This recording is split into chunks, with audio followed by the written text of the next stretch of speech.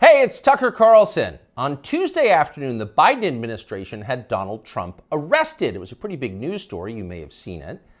Just before 9 p.m. that night, as part of its coverage, Fox News ran two live video feeds next to one another. On the right, Donald Trump addressed his supporters in New Jersey. On the left, Joe Biden spoke at an event for the Secretary General of NATO in Washington. Beneath those videos at the bottom of the screen, Fox's banner read this way, quote, "Wannabe dictator speaks at the White House after having his political rival arrested." Those words were up for less than 30 seconds, but the effect was immediate. Inside Fox, the women who run the network panicked. First, they scolded the producer who put the banner on the screen. Less than 24 hours after that, he resigned. He'd been at Fox for more than a decade. He was considered one of the most capable people in the building. He offered to stay for the customary 2 weeks, but Fox told him to clear out his desk and leave immediately. Then the company issued a public apology for the 27-second-long wannabe dictator line. Quote, "The chyron was taken down immediately," Fox's PR department said, and then added ominously it was, quote, "addressed." That was all true, but it was not enough to save Fox News from the ensuing scandal. For a time in the rest of the media, Fox's assessment of Donald Trump's arrest seemed to overshadow Trump's arrest itself. Suggesting that Biden is a dictator, declared the Washington Post, quote, "crossed the line." Alexander Vindman agreed strongly. Vindman is the perennial MSNBC guest and full-time Ukraine promoter you may remember from Russiagate. On Twitter, he demanded that the Pentagon pull Fox News from all military bases. It is, quote, "absolutely unacceptable for American Forces Network to carry programming that directly, spuriously, attacks the Commander-in-Chief of American Armed Forces," Vindman wrote. In other words, Joe Biden must ban all criticism of himself because that's what non-dictators do. John Cusack went further still. "For the crime of calling Biden a dictator, Fox should be shut down," wrote the 80s-era movie star. Quote, "The government has to take away their broadcasting license." And so on. It was all over the internet. Democrats were very, very angry. But why were they angry? If the banner on Fox was false, why the hysteria? Lies don't seem to bother anyone anymore.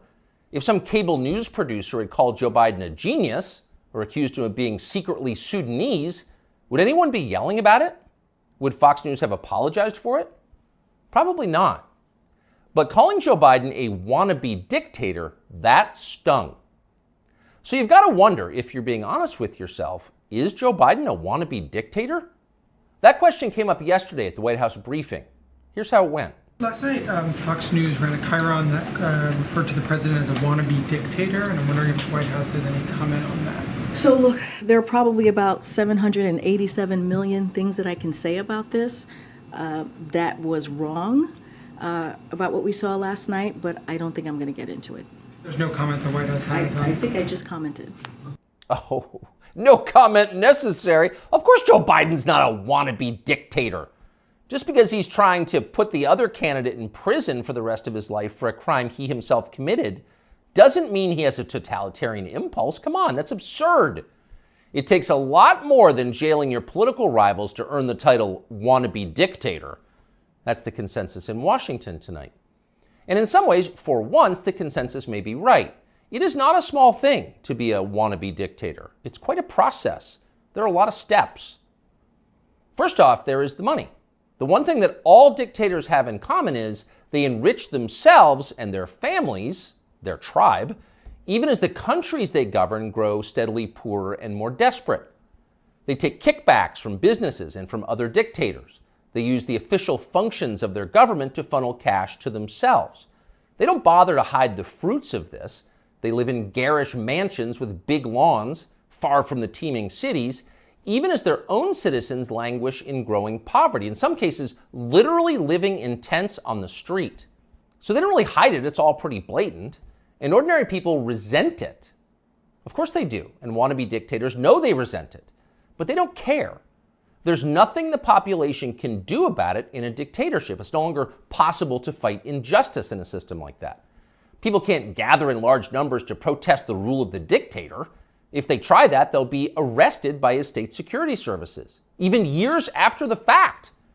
A visit from men in body armor at the breakfast table. That happens. And if citizens persist in believing they can gather in groups to protest, they may be shot to death, a bullet to the throat. And then, just to make the humiliation complete, to make the lesson gin clear to everyone else watching, their relatives can be arrested for daring to complain that their children were killed for complaining. That actually happens in some places. Ask Ashley Babbitt's mother. Here she is in handcuffs. You're arresting Ashley Babbitt's mother. You murdered her inside the Capitol, now you're going to arrest her? Come out of there. 101, have a transport response. Sidewalk. So don't be like Ashley Babbitt's mother, much less like poor Ashley Babbitt. She's dead now. That's the message a wannabe dictator would send. And by the way, it's not just public protest that would be banned in a dictatorship. You wouldn't be allowed to complain from your own home. Unauthorized opinions expressed on the internet would be censored. Go too far, press too deep, tell too much truth, and they'll just erase your opinions. They have no choice, really. It's a matter, as they say, of trust and safety. You must trust the leader, or else you will jeopardize his safety. Not that you really can jeopardize his safety at this point.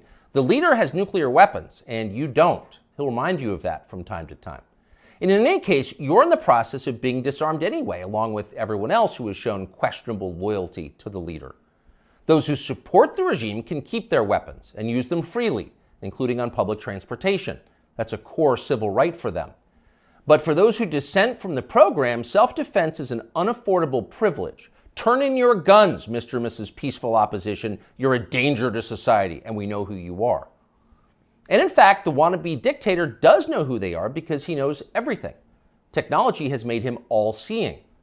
A report in Wired magazine just this week revealed that the highly non-dictatorial Biden administration is busy tracking the phones of millions of Americans without their knowledge and without bothering to get a warrant.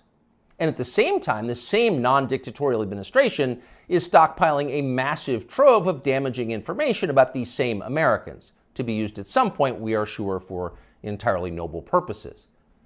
So the administration now knows everything: where you spend your days, who you talk to, what you think, your porn habits. Not a big deal. The administration already knows what you buy, of course, because they've leaned on the big banks to turn over your confidential credit card information. Not because anyone here is a wannabe dictator, to be clear, but just because. It's nice to have that information, just in case, in the words of the Fox News PR department, a situation arises that needs to be, quote, addressed. It's all totally normal. It's not a dictatorship, okay? But in the end, the main reason you know Joe Biden is not a wannabe dictator is because he just does not fit the profile as a man. Dictators have that look. You know one when you see one. Dictators build cults of personality around themselves, and they use those cults to deny the glaringly obvious. In his later years, to name just one example, North Korean dictator Kim Il-sung developed an enormous baseball-sized tumor on the back of his neck. It was huge. It was grotesque. It was right there. You couldn't ignore it. You couldn't possibly not see it. But in North Korea, state media did ignore it. They pretended it didn't exist. And so, in some important sense, it didn't. If a tumor grows on a neck but no one acknowledges it, is it really there? Thankfully, nothing like that is happening in our country or ever will. If Joe Biden ever developed some profound physical or medical problem that was obvious to everybody, journalists would say something. This is not North Korea. We don't have state media here. If Joe Biden was, say, incapable of completing a full sentence, or mistook his sister for his wife, or suddenly started falling down in public for no reason, the New York Times would report on that, and they'd get to the bottom of what was actually happening. That would be its duty in a free country like ours. It's not like they would cover it up. The very idea of a cover-up sounds like a conspiracy theory, a dangerous one, actually, so stop it. And by the way, if Joe Biden was a wannabe dictator, he'd have the family to match. All dictators do. Saddam Hussein had Uday and Qusay. They were princelings who lived above the law, indulging their most decadent fantasies with total confidence they would be never held to account by the police. As the sons of a dictator, they knew they could do exactly what they wanted, and so that's what they did. There's no one like that around Joe Biden. He doesn't have weird sex scandals at the heart of his family that no one in the media will ever talk about. He doesn't have a ne'er-do-well former nightclub-owning brother who's made a living for 30 years by being related to him. Not at all. That's dictator stuff.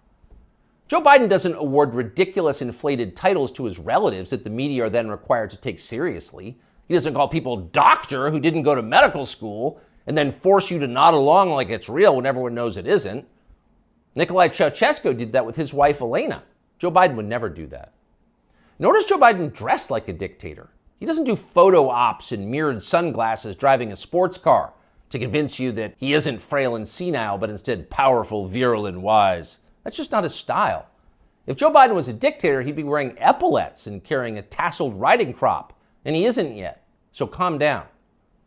If he was a dictator, Biden's speeches would look like Nuremberg rallies, a blood-red backdrop, armed soldiers by his side, screaming about crushing his eternal enemies.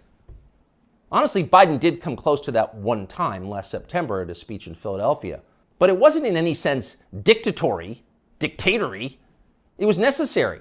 As MSNBC assured us at the time, quote, Biden aimed to showcase his faith in the military apparatus and its ability to back the democratic order. See, it was about democracy, not dictatorship. No cause for alarm. He is not a dictator.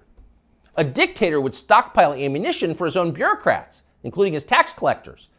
He'd redefine the legal code to make disloyalty to the regime the most serious crime. He'd claim dominion over the most intimate parts of his citizens' lives. He'd define what attitudes they were allowed to have about sex and religion and how to raise their families. He would even, in his final grandiose stage of dictatorship, claim ownership of their children. And Joe Biden wouldn't do that.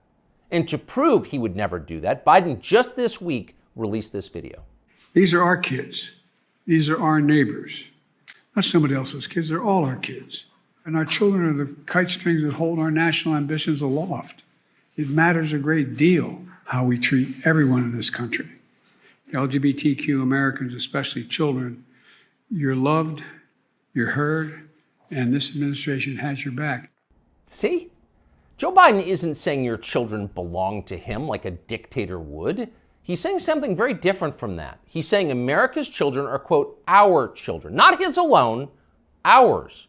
You share your children with Joe Biden evenly, right down the middle, with alternating weekends. You've got joint custody with Joe Biden, and you can thank heaven that you do. A nation is like a family. Every family has a head, a father.